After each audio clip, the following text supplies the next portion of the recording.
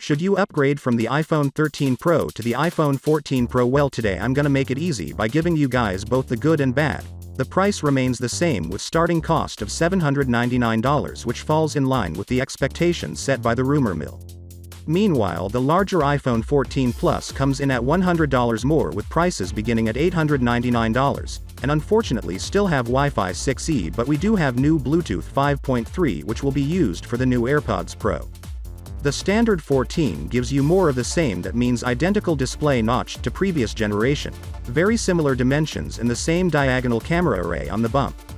iPhone 14 Pro and 14 Pro Max, they have that pill this whole cutout, but it now works in an awesome way software-wise, and this is Dynamic Island.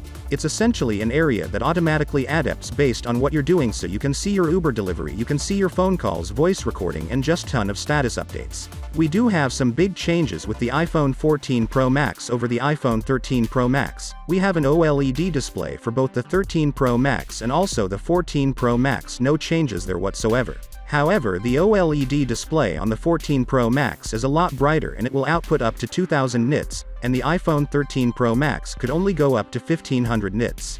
The new entity is the iPhone 14 Plus, which comes with a 6.7-inch display and same as the 14 Pro Max but with same refresh rate.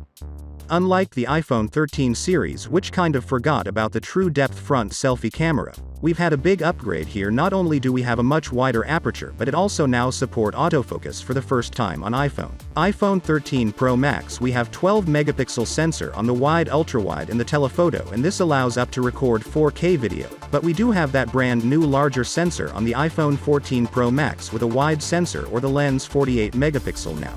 For first time in 5 years, the notch is no more on the Pro and Pro Max, and iOS 16 is available on previous models. The iPhone 14 Pro Max is hands down the most powerful smartphone currently on the planet thanks to the A16 Bionic chip. Now the Pro model will be getting the chip, and the 14 and 14 Max will be using last year generation. Again, another possible reason why the Pro and Pro Max sales will be higher this time around. The larger iPhone 14 Plus comes a far larger battery than that, with an up to 25% increase in longevity over the iPhone 13. So what are your thoughts on the new iPhone 14?